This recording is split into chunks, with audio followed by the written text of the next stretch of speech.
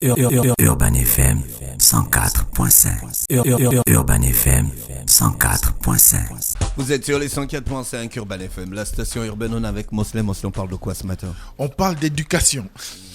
Il y a quoi l'éducation? Bonjour. Alors, vous savez qu'actuellement, il y a un nouveau tournant qu'on vient de connaître au niveau de l'éducation nationale avec la grève qui sévit dans ce secteur et notamment la grève lancée depuis pratiquement 2 mois, un peu plus de 2 mois, une semaine par là, par la coalition composée du Sénat, syndicat de l'éducation nationale, et la Convention nationale des syndicats de l'éducation qu'on appelle communément CONACYSED. Donc, tout le monde est un peu au fait de tout ce qui tourne autour de leur cahier de charge. Entre autres, les revendications, j'y arrive, concernant les situations administratives, mais également la question des recrutements des enseignants sortis des écoles, des recrutements directs, un certain nombre de points qui aujourd'hui ne sont plus méconnus des populations gabonaises. Et ce qui se passe, c'est que le 6 décembre dernier, le ministre de l'Éducation nationale a dépêché son conseiller technique numéro 1 qui s'appelle M. William Johnson Awanjo pour pouvoir livrer une communication sur les antennes de Gabon Télévision. Et lors de cette communication, il a énuméré un certain nombre de mesures, on peut dire ça comme ça. D'abord, il part d'un constat. Pour le ministère, aujourd'hui, le mouvement de grève est sorti des lignes syndicales pour désormais être un mouvement politique. Les revendications sont désormais politiques. Ça n'a plus rien à voir avec des revendications syndicales.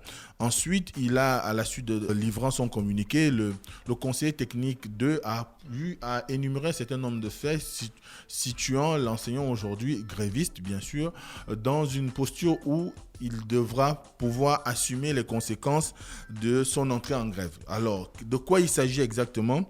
Pour le ministère, il est question désormais de pouvoir passer à l'offensive. Cette offensive concerne la mise sur bon de caisse de certains enseignants grévistes en fonction de la situation qui est la leur, le paiement uniquement de la prime de logement et des traitements, enfin, de tout ce qui est comme prime en rapport avec les questions sociales, notamment ce qu'on dit souvent, les primes en rapport avec la famille, si on veut dire ça comme ça. Les allocations familiales. Voilà, les allocations familiales. C'est le mot là que tu cherchais. Ouais, un peu. Merci. Les allocations familiales. Ensuite, il y a qu'il a annoncé en dernière instance que ceux qui seront absents de leur poste de travail ou de leur lieu d'affectation, au bout de 3 mois, feront l'objet d'une radiation. Alors, qu'est-ce qui leur est reproché ? Pour le ministère, le fait qu'il y ait la grève, c'est une faute lourde. Or, cela quand même laisse aujourd'hui beaucoup de personnes au sein de la société dubitatifs, étant donné que la grève n'a jamais été, si on tient compte de l'ensemble des textes qui régissent le statut général de la fonction publique et même les lois au Gabon, la grève n'a jamais été considérée comme une faute lourde. Mais n'empêche que les syndicats ont aussi organisé, donc la coalition a organisé une conférence de presse hier, donc le 7 décembre, pour pouvoir à leur tour livrer leur part de vérité, si on peut dire ça comme ça. Et pour eux, ils ont estimé que le fait qu'aujourd'hui que le ministère engage l'idée selon laquelle qu'il y aurait une manipulation politique derrière leur mouvement, eh bien, ce n'est qu'un disque qui est désormais rayé, étant donné que ça devient un outil utilisé par la tutelle pour pouvoir à chaque fois amener l'opinion publique à penser que la coloration des syndicats ne serait qu'une coloration qui aurait une teinte monocolore, alors que quand voilà. Bon. Alors qu'au fond, il s'agit en réalité d'une pluralité d'expression au sein des syndicats. Et aujourd'hui, il s'agit du combat qui est défendu, du moins du combat des enseignants de défendre leurs droits. Alors, quand on dit cela comme cela, on a l'impression que la situation qui est celle qui prévaut désormais à l'éducation nationale... Est-ce que la grève là n'a pas une teinte politique ?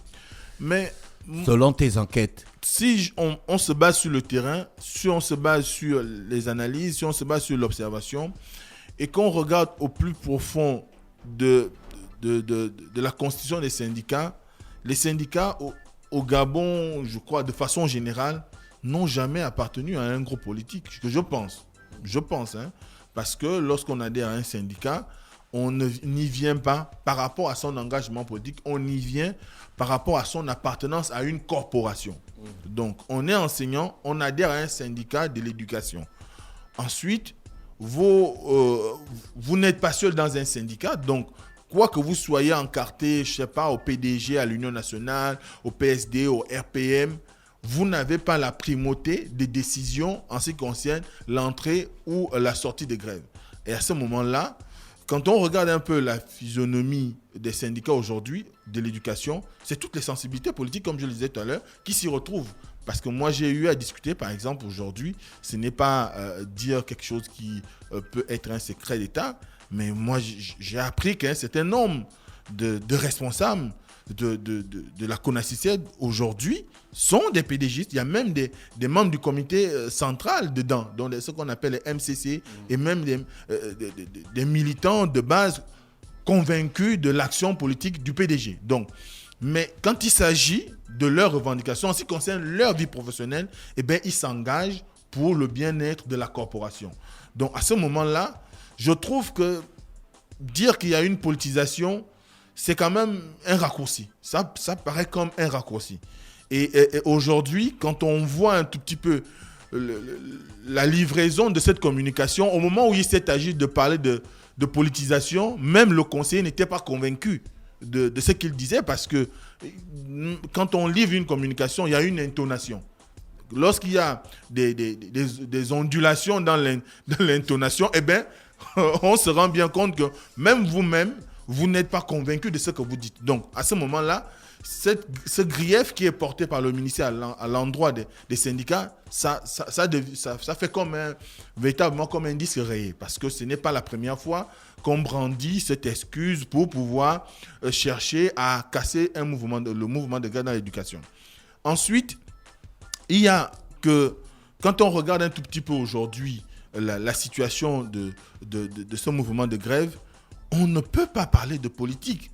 Parce que jusqu'à maintenant, je n'ai pas vu, en dehors, en étant sur le terrain bien sûr, en dehors du décès de Louis-Patrick Mombo, les acteurs politiques allaient soutenir, peu importe le camp, allaient soutenir le mouvement de grève des enseignants.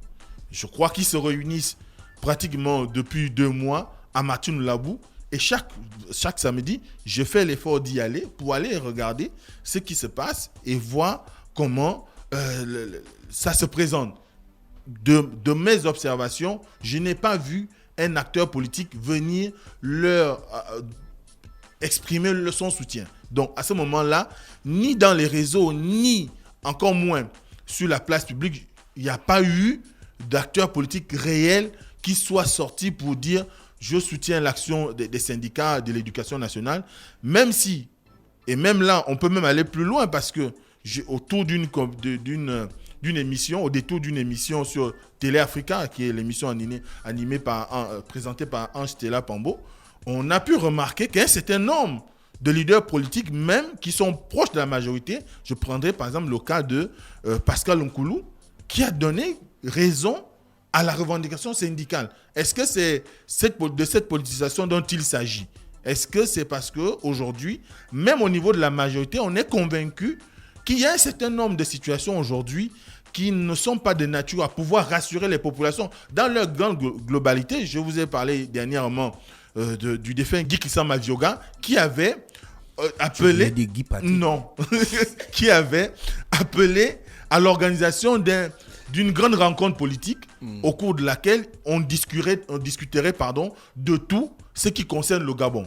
Et dernièrement, il y a eu un rebelote de la part de Hervé Patrick Opianga, qui lui également a appelé à la lumière des faits sociaux, à la lumière de la situation sociale et économique du Gabon, à inviter les plus hautes autorités et toutes les forces vives de la nation à se retrouver autour d'un grand forum pour discuter de l'avenir du Gabon.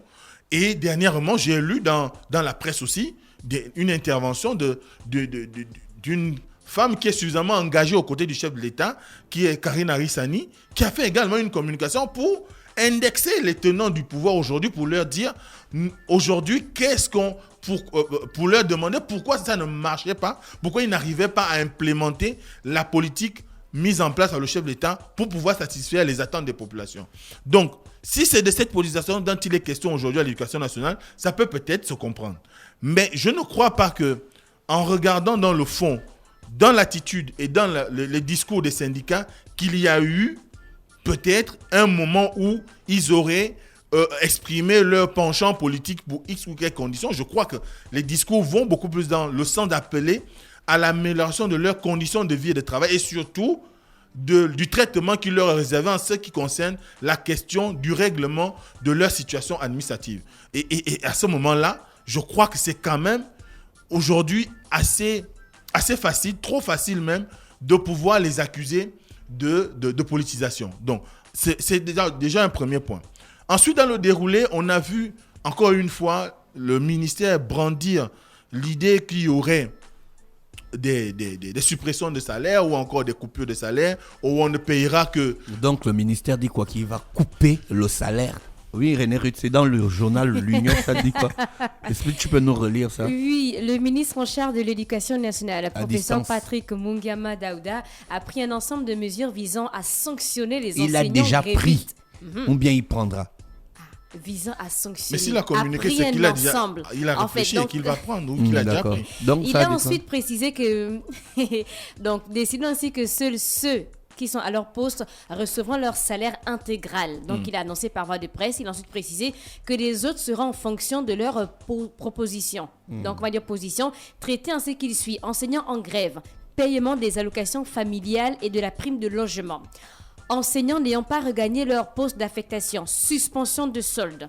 Enseignants absents de leur poste depuis au moins 3 mois, lancement de la procédure de radiation. D'accord, mais Mosley, c'est quoi la suspension de solde? La suspension de solde, c'est simplement la mise sous bon de caisse. Ah, d'accord, donc on va maintenant te payer au trésor. Oui, on va te payer au Plus trésor. ton argent ne part plus du trésor à la banque. À la banque, voilà. D'accord. Maintenant, la radiation, c'est quoi? La radiation, procédure de la radiation. procédure de radiation, c'est que tu ne seras plus parmi les effets. Au bout de la procédure, tu ne seras plus dans les effectifs de la fonction publique. D'accord. Alors, c'est là où il y a quand même un certain nombre de... Est-ce que c'est possible? C'est possible si l'État a les moyens. Vous prenez ça comme de l'intimidation? C'est Vous pas qui? moi. Non. En fait, je Pas demande vous. les professeurs. En fait, est-ce que les professeurs Non, c'est prennent pas les ces professeurs, dires? ce sont les syndicats. syndicats. Est-ce que les syndicats prennent ces Parce dires qu'il y a des comme étant- professeurs et des enseignants qui ne sont pas dans des syndicats. D'accord. Voilà. Est-ce que les professeurs prennent ces dires comme de l'intimidation? Non, est-ce que les syndicats- Les syndicats. Et aussi, est-ce qu'après la dernière sortie de M. Mungama Daouda, le mouvement va s'intensifier? Mais le mouvement est déjà intensifié parce que c'est que nous on observe sur le terrain en y allant, c'est que dès qu'il y a eu la fin dès le 25 novembre, avec la mise sous bon de caisse d'un grand nombre d'agents, notamment du primaire et quelques-uns du secondaire, eh ben, il y a effectivement eu un durcissement. Moi, je vous ai dit que je vais souvent aux AG de la coalition syndicale Sénat qu'on accède les samedis à Martine-Labou. Eh bien, pour le fait là, il y a eu un dédoublement du nombre de personnes. Parce que, simplement, des gens qui, par exemple, allaient en classe et qui se sont retrouvés dans une situation de mise sous bon de caisse, eh bien, ils voulaient que les syndicats prennent en compte leurs revendications.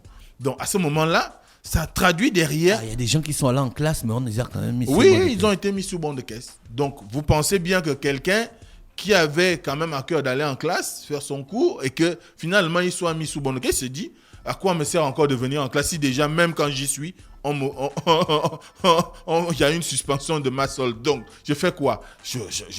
J'emboîte le pas. Donc, il y a eu un durcissement. Et le décès de Louis-Patrick Mombo, a conduit à la mise en place à la cristallisation même encore du mouvement, parce qu'à partir de là, on a vu comment, à travers le pays, il y a eu des manifestations d'hommage, et lundi dernier, ça s'est encore amplifié. C'est pourquoi la sortie du conseiller technique 2, une sortie fortuite, parce que dans la journée, il y a eu des manifestations des élèves pratiquement dans tout le pays pour réclamer le retour des enseignants dans les classes, parce que le lundi était pratiquement classe morte dans tout le pays. Pratiquement. Peut-être dans quelques établissements. Moi, j'ai vu, par exemple, dans le lycée Mikolongo, où même les enseignants qui vont en classe, normalement, qui ne font pas grève, se sont abstenus d'aller en classe le lundi. Parce qu'ils devaient rendre hommage à lui, Patrick Mombo. Donc, à ce moment-là, on voit bien que cette situation a certainement eu un impact au niveau du ministère, au point où le ministère a donné des statistiques relevant, parce qu'au départ, vous vous souviendrez qu'ils avaient publié dans l'Union qu'il y avait juste 12% d'enseignants qui faisaient grève. Là, ils sont passés à 20%. Bon, si on prend le corps des enseignants du Gabon, c'est à peu près 30 000 personnes. Si vous dites que 20% de ces enseignants-là sont en grève, ça veut dire qu'il y a à peu près 9 000 personnes qui sont en grève. Et là où, encore une fois, ça passe pour l'intimidation, parce qu'au-delà d'annoncer qu'il y aura des radiations, le ministère a annoncé qu'ils vont procéder à des recrutements directs. Or, dans les tout prochains jours. Oui. Recrutement direct, c'est pas là, on avait arrêté ça. Non, ça continue. Ça n'a jamais été arrêté. Officiellement. Officieusement, ça n'a jamais été arrêté. On continue à recruter des gens au ministère de l'Éducation nationale Sans passer par les concours. D'accord. Ça continue. C'est une norme au niveau de la fonction publique. D'accord. Donc, ces recrutements directs qui vont se faire, donc il faudra, donc on va faire partie les 9000 personnes qui sont des récalcitrants. Il vous souviendra que j'avais dit ici que apparemment la question de l'éducation est traitée aujourd'hui est devenue beaucoup plus sensible que celle même de l'opposition politique. Parce que quand vous regardez la véhémence avec laquelle... Véhémence avec laquelle le ministère de l'Éducation nationale traite les enseignants en ce qui concerne l'énonciation d'un certain nombre de mesures qui sont des mesures beaucoup plus drastiques que ce qui se passe dans d'autres ministères. Vous avez par exemple les ministères de l'économie et consorts qui sont en grève générale illimitée, mais vous n'avez aucune menace qui leur est brandie. Mais au niveau de l'Éducation nationale, on brandit la menace de radiation. On brandit la menace d'aller recruter 9000 bonhommes directement. Or, ce qu'on ne sait pas, c'est que le recrutement d'un agent par voie directe, ça prend quand même du temps. C'est un manque à gagner pour l'État. Parce qu'un agent qui rentre en recrutement direct à l'Éducation nationale, pour qu'il puisse assimiler l'ensemble des pratiques pédagogiques qui lui permettent d'enseigner correctement, de se tenir correctement dans une salle de classe, il faut au minimum 5 ans. 5 ans, parce qu'enseigner, c'est une science. Et une science qui implique d'autres sciences. Vous avez par exemple la didactique, qui est l'art de concevoir les enseignements. Vous avez Tu crois que le ministère ne connaît pas ça? Pourquoi tu veux faire J'ai l'impression qu'ils ne connaissent pas. Tu as l'impression. J'ai l'impression. Parce que quand on brandit la menace... Tu ne viens pas dire les choses avec les impressions. Tu dois avoir des assurances. Mais à la lumière de la communication, c'est le ministère qui a formé les prétendus 5-9 000 personnes qu'ils veulent radier de la fonction publique. C'est le ministère qui les a formés. Oui. Donc, si le ministère les a formés, le ministère sait comment on forme des enseignants. Non, le recrutement direct, tu n'as aucune formation. Mais tu es un enseignant. Non. Comment ça, tu n'es pas non? Quand on te recrute, tu n'es pas un enseignant. Ce qui fait en réalité, les recrutements directs deviennent de facto des enseignants. Voilà. Parce qu'on les recrute comme tels. Voilà. Mais en réalité, ils viennent avec leur bagage universitaire. Donc, ils ne sont pas encore des enseignants. En réalité, pour être enseignant, il faut être passé par une école où tu apprends tout ce qui est autour des sciences liées à l'éducation. D'accord. Moi, je l'ai conclu. Mais si on n'arrive pas à acquérir tous ces savoirs qui te permettent de tenir dans une salle de classe, tu ne peux pas avoir la même latitude, la même dextérité d'esprit pour pouvoir donner cours. Il y a le talent. Je ne suis pas contre, comme le disait le ministre Billy Binzi en ce qui concerne la communication. Il y a le talent qui compte en ce qui concerne, par exemple, le journalisme. Il y a des gens qui sont talentueux pour faire du journalisme, mais ce n'est pas tout le monde. Si tu prends 10 personnes pour l'entrée dans le monde du journalisme ou dans l'éducation, peut-être sur 10, tu auras 2 qui, par le talent, vont arriver à faire passer le message. Plus rapidement. Donc voilà. Quelle est la suite de cette situation? La suite de cette situation, c'est que c'est une indignation totale. Hein. Vous allez sur les réseaux, vous allez dans les discussions, vous allez même dans la presse, tout le monde est abasourdi de lire, du moins, des mesures qui ont été énoncées par... Quel est le comportement que va adopter les syndicats, la corporation. Alors, ce qui est sûr, c'est qu'aujourd'hui, avec ce discours va un peu plus contribuer à renforcer les uns les autres dans leur position, parce que moi, j'ai pu écouter la communication de la coalition Sénat-Konasisen. Dans leur communication, ils ont clairement dit qu'ils ne sont nullement intimidés par la communication du ministère de l'Éducation nationale. Et qu'est-ce que le ministère de l'Éducation va faire ? Ils vont... Bon, ça, tu ne sais pas peut-être. Bon, ça, je ne sais pas. Okay. Je ne sais pas parce qu'ils ont annoncé un certain nombre de choses.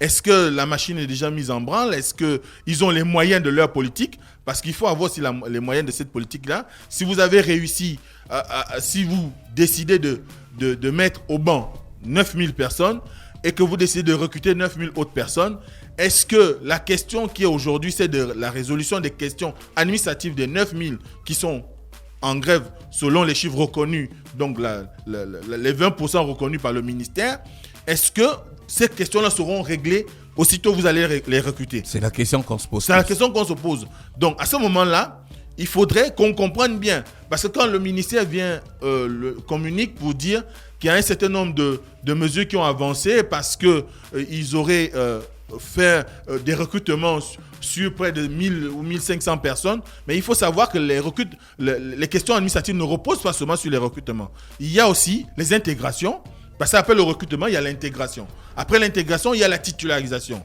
Et la titularisation, il y a les reclassements après stage et tout ce qui s'ensuit. Donc tout cela tourne autour de ce qu'on appelle la rémunération. Parce que la titularisation a une incidence sur le salaire de l'enseignant. Et en définitive, la mesure qu'a énoncée la mesure de radiation qui a été annoncée ne convainc pas assez. Ne convainc même pas. Parce que déjà la procédure elle-même, elle est déjà dévouée parce qu'à un moment donné, quand on posera la question de savoir est-ce que les revendications portent sur les questions salariales, oui, la question de ce que les syndicats ont dit, les questions qui sont à l'ordre de leurs revendications aujourd'hui sont des questions salariales parce que les traitements des situations administratives ont une incidence sur le salaire. Donc à ce moment-là, ça va déjà faire un problème, ça va déjà bloquer la machine.